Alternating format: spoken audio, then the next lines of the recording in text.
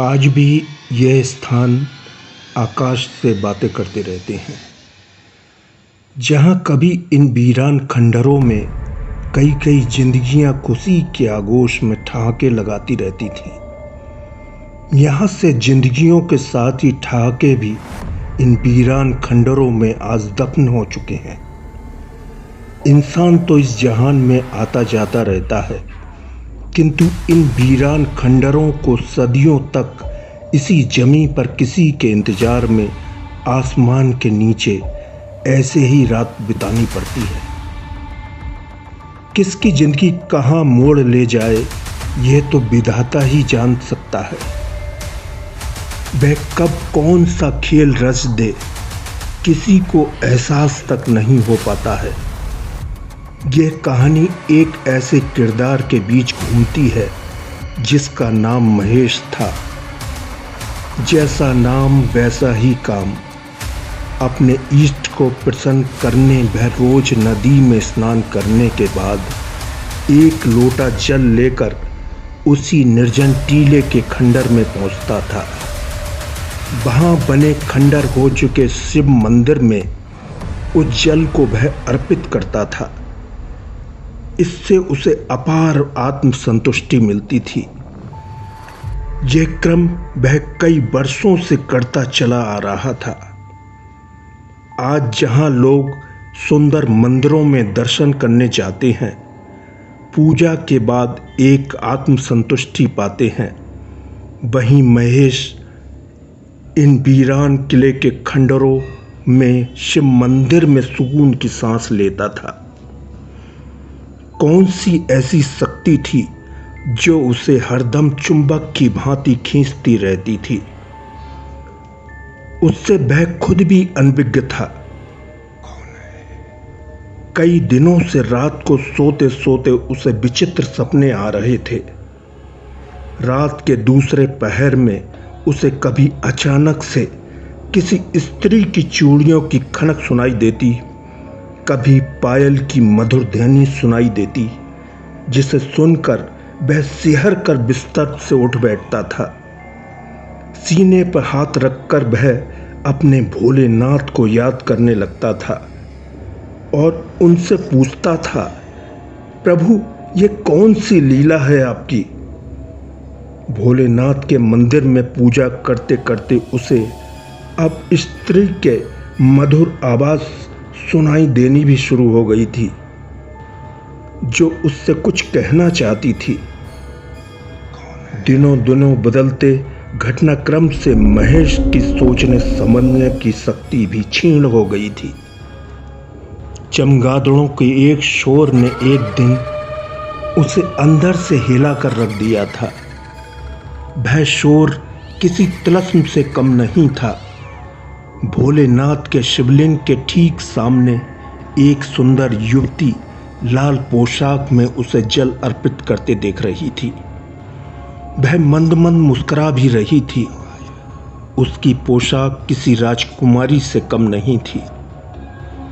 जल अर्पित करने के बाद जब उसकी निगाह उस राजकुमारी की तरफ गई थी, उसे देखकर भौचक्का सा हो गया था। वह सुनसान जगह पर क्या कोई स्त्री भी आ सकती है मंदिर, सोचने को मजबूर हो गया था। कब से मैं आपका इंतजार कर रही हूं। स्त्री के शब्द सुन उसके हाथ से खाली लोटा छूटकर दूर चला गया था। भोलेनाथ की यह कौन सी लीला थी जो उसकी समझ से परे थी। चुंबक की तरह वह उस अप्सरा की ओर खिंचता सा चला जा रहा था। स्थूल शरीर सूक्ष्म शरीर में अब एकाकार हो गया था। महेश का रोज भोलेनाथ के मंदिर में आना, उस अप्सरा को चूमना, फिर उसी में खो जाना, यही उसकी जिंदगी का मकसद हो गया था। वह उसके प्यार में सब कुछ खो चुका था। पहले भोलेनाथ के वीरान मंदिर में केवल जल अर्पित करने के लिए आता था। अब तो उसकी रातें भी वीरान खंडरों में ही उस बला की खूबसूरत स्त्री के साथ व्यतीत होती थीं। शिव मंदिर में उसका आना, महेश के सपनों में आना, यह कोई तिलिस्म ही हो सकता था। कौन हो सकती थी वह? एक पहेली बन गई थी वह। धीरे धीरे महेश उसके आंचल में फंस गया था। उसे देखे बिना अपना जीवन अधूरा सा लगता था। क्या उसका उसके साथ पिछले जन्म का कुछ रिश्ता था जो अब पूरा हो रहा था?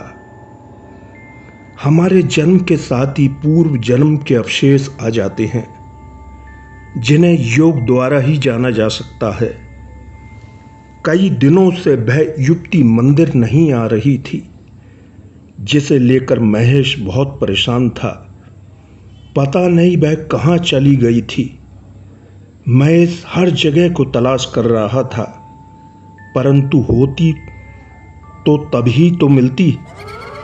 जो कार्य उसके अधूरे थे, उनको पूरे करने के लिए वह महेश की संगनी बनकर कुछ वक्त के लिए आई थी। उसका कार्य अब पूरा हो चुका था। जरूर ही महेश के साथ पूर्व जन्म में उसका रिश्ता रहा होगा, इसलिए उस रिश्ते को निभाने आई थी। महेश फिर अकेला रह गया था।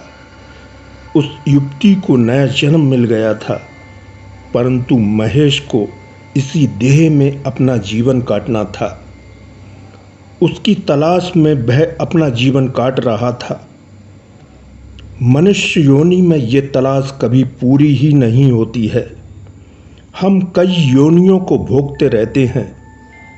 इन योनियों को भोगते हुए हमारे संबंध कई लोगों से बनते रहते हैं।